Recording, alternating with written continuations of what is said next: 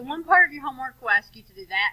You're going to find you can graph it if you want, or you can do it without graphing by just subtracting there. And then if it asks for magnitude, just do Pythagorean theorem. A squared plus b squared equals c squared. This is your A and your B here. Adding and subtracting whenever you're multiplying by a scalar multiple, they're all pretty easy, especially compared to what we've been doing. So if I have to add the vector 2, -1, and 3, 6, I'm going to show you what it looks like on a graph, but then I'll show you how to do it without it, and you probably won't need to graph it after you see that. So if I had the vector 2, -1, that would start at the origin, and then it would go to the right 2 and down 1, so it would end up right here. That would be my arrow, like this.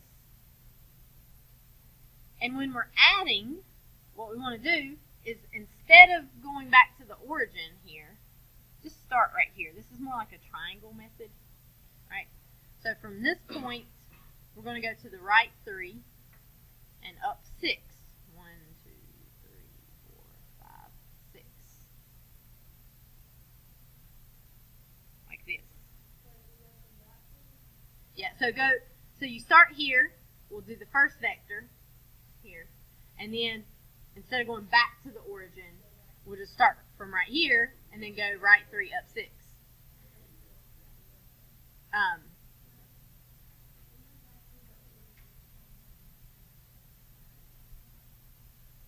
Yeah. So you could go back to the origin and do 3, 6, but then you have to like make a parallelogram like we've been doing. And like I said, you're probably not going to need the graph on this anyway once I show you how to do it by hand. So the resultant vector will be from that origin point to the arrow where you ended up here. What are the coordinates of that point?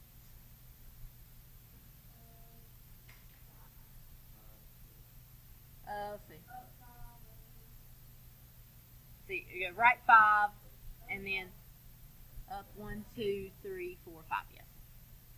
Now look at this. What's 2 plus 3? 5. What's -1 plus 6?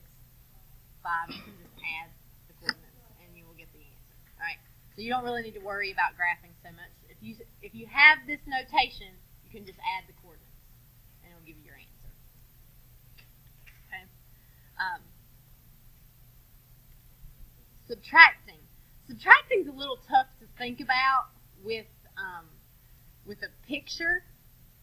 So if we're subtracting, we have the point -3, 5, which means that we would go to the left 3 and up 5.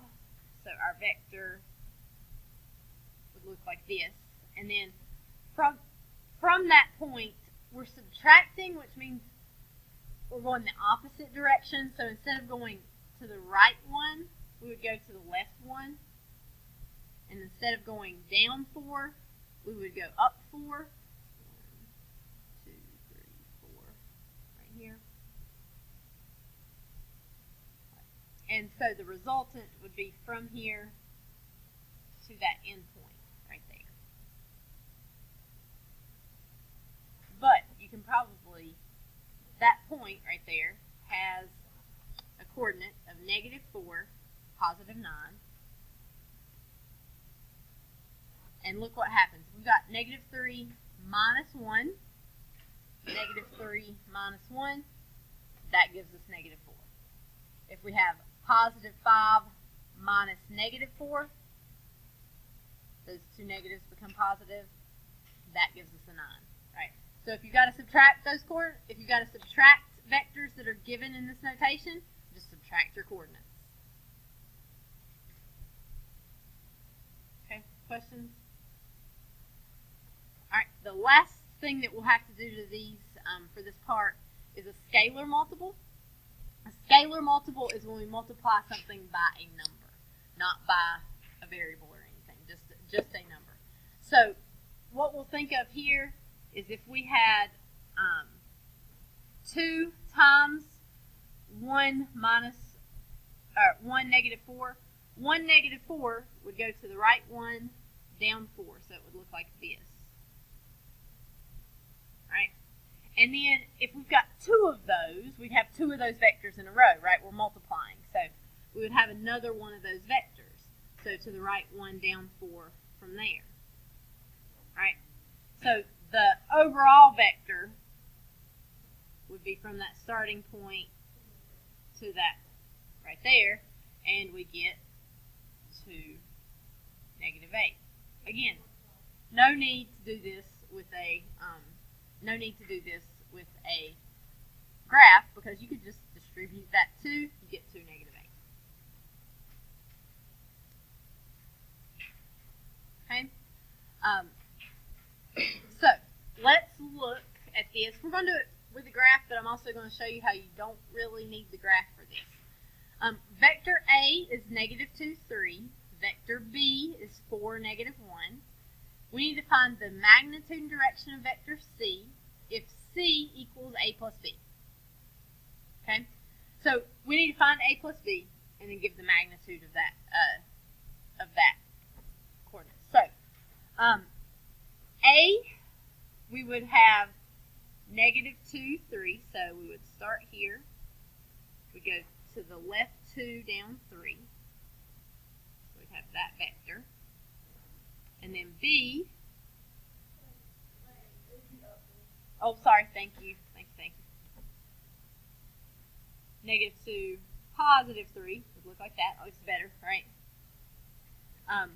B would be, we'd start here. We would go to the right 4 and down 1, which would end here.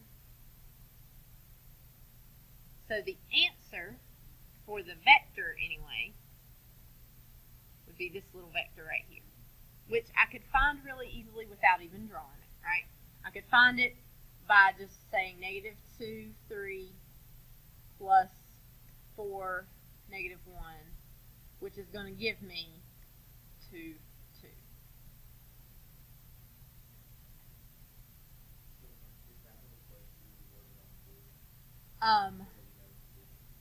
Yes. So now I do need to find the magnitude and direction of this. So magnitude, that means length. And direction, think unit circle, angle.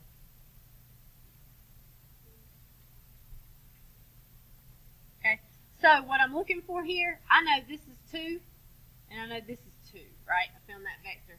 So for magnitude, I just do 2 squared plus 2 squared equals c squared, and so I would get 8 equals c squared, so c is the square root of 8. And the square root of 8, if I want to do a decimal, is 2.828. That is my magnitude.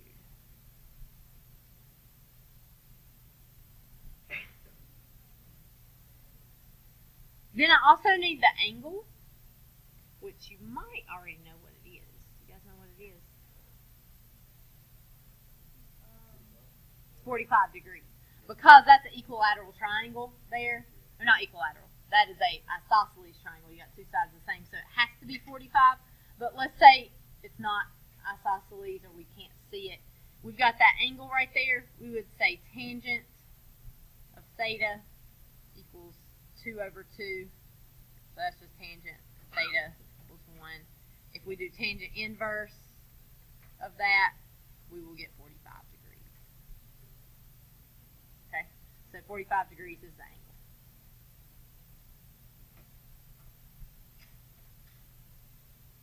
Okay, questions so far?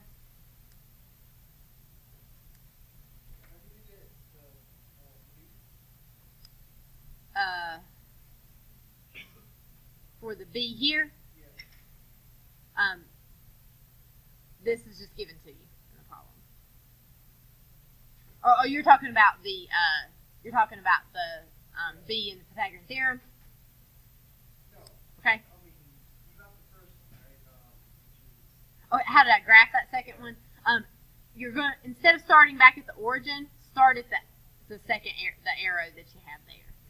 So you're going to go to the right 4, 1, 2, 3, 4 from that point, and down 1. And really, you don't have to graph them, because what I could have done on that is, instead of graphing, I could have just went ahead and added them together and got 2, 2, and then just found the magnitude and direction of that problem there. Alright, so this one other thing I'm just afraid you're going to see is a unit vector. A unit vector can be represented as a function of unit vectors. This, I think, could come in handy if you needed to like program something about vectors. We're definitely not going to get into using it. I just want to show it to you in case you might see it on that exam. So if you have a unit vector, I is the vector 1, 0. What this means is 1 unit to the right. And J is the vector 0, 1. This is 1 unit up. This will be on the quiz, but we're not going to get into great detail. Like, you probably have a lot of questions about why do we need to know this or why would we use this, and we are not getting into great detail on that because, yes, this will be on the quiz. I think you'll see it's not too bad. So we're supposed to find the magnitude of vector -2, 5, and then write the vector as the sum of unit vectors. So when we're asked to find the magnitude of vector -2, 5, okay, let me do it without graphing it first, and then I'll graph it to show you what that looks like if that helps you to see it. This means left 2, up 5 when I see it, right? So that means that I've gone to the left 2, up 5. Those are the sides of my triangle, right? So 2 squared plus 5 squared equals c squared. If you want to use -2, you can. Just make sure it's positive when you square it. I just leave the negatives off. So we get 4 squared. Oh, sorry, not 4 squared. 4 plus 25 equals c squared. That's 29. Is c squared, so our c is the square root of 29, which is also 5.385.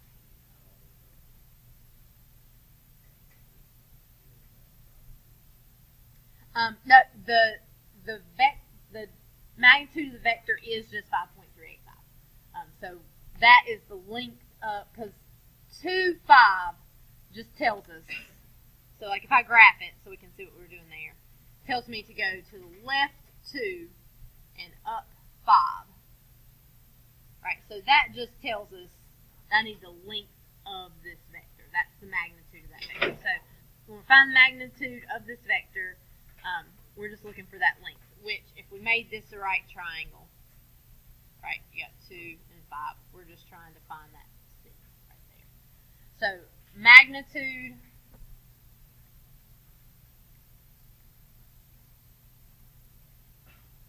is going to be 5.385.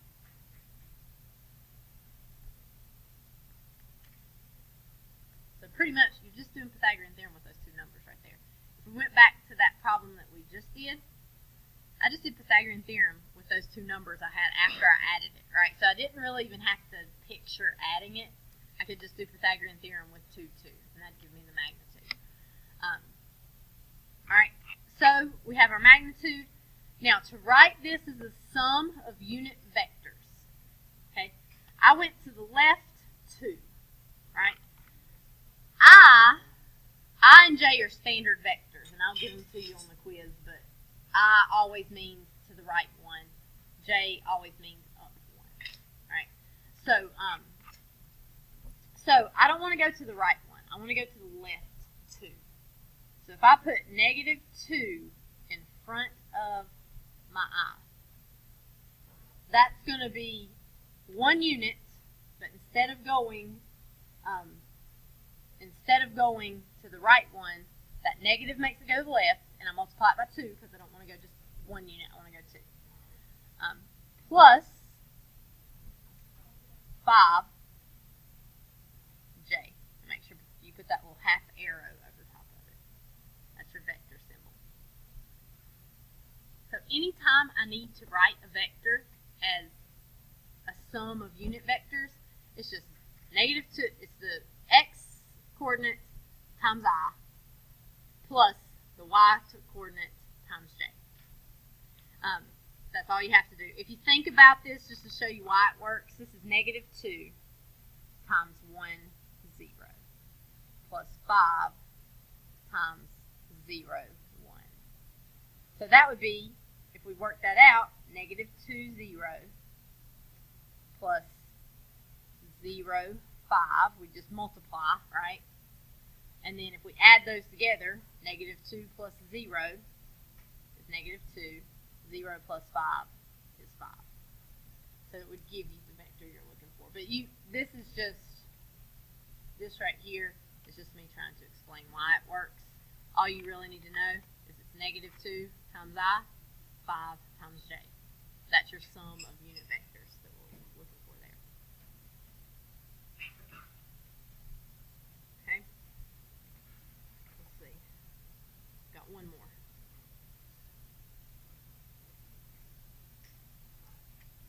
Okay, so 7 tells us that C is 2 times vector A minus vector B.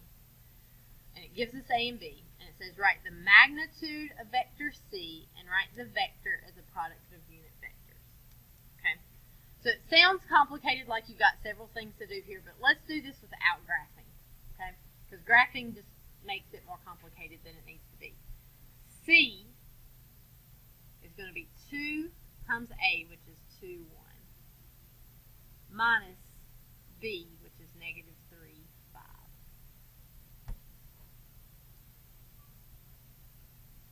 Okay? So I need twice A, which would just distribute that 2. So I would get 4, 2, minus negative 3, 5.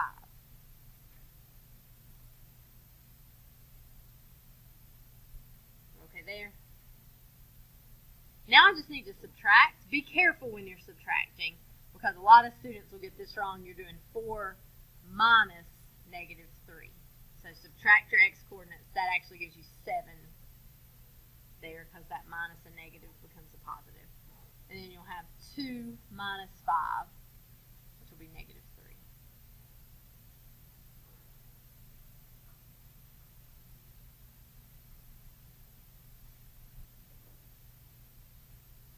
Let's actually go ahead and write this as a product of unit vectors before we even do the magnitude. So if I write this as a product of unit vectors, I is my left or right, j is 1 unit up or down. So this is 7i with our little vector symbol up over it, minus 3j.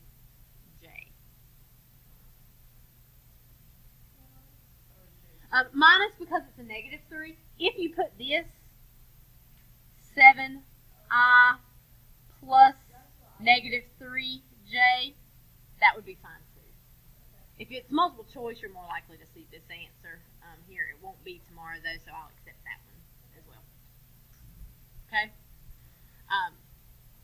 So now we need to find magnitude. So we already know what vector C is. Don't worry about trying to graph all of that stuff. We know what vector C is, right? And if we did a real rough sketch of it, it would be to the right 7 and down 3. So I'd have this vector right here, right? So this side is 7, this side is 3.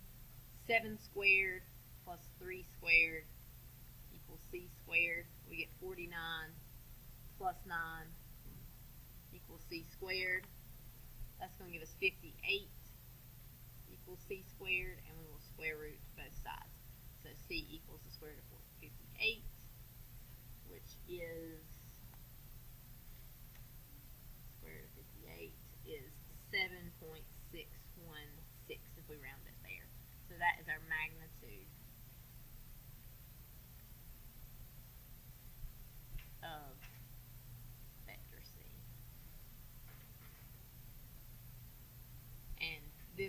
product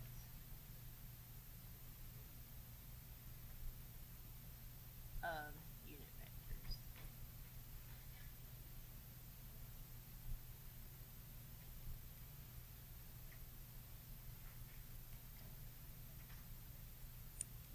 Okay. Questions? Yes.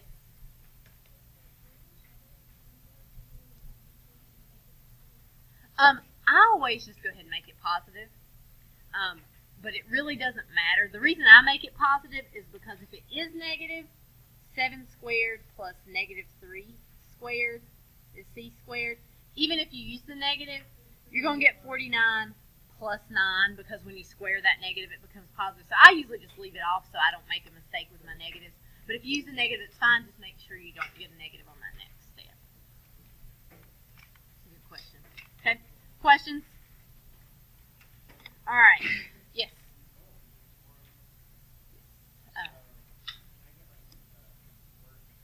Actually, it is already on Canvas because tomorrow what we'll do is we will do a warm-up. We will check our homework. You can ask any questions about this stuff that you may have. Then we'll take our quiz. After the quiz, I have videoed the next set of notes. So those are videoed, and you're going to watch them on Canvas. So please bring headphones tomorrow if you have them. So it's actually already on Canvas there where you can look at the video for that second part. And the quiz you'll just have to make up next week sometime. All right, homework tonight is page, oh wait, no, I already have it on there. Is it written on yours too? Or not?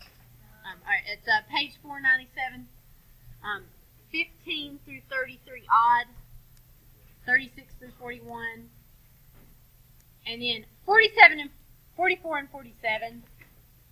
These right here are kind of review. Okay, so those, you could try to use the new stuff if you want, but I think they're probably going to be easiest to use the old stuff that we were using here. The first one should go quickly. How many There will be 3. The quiz has 9, so there will be 3 questions on the quiz tomorrow that deal with the stuff from these notes, and then there will be 4 that are the easier vector problems where you have a right triangle, and there will be 2 that are the harder vector problems where you don't have a right triangle. And let's see.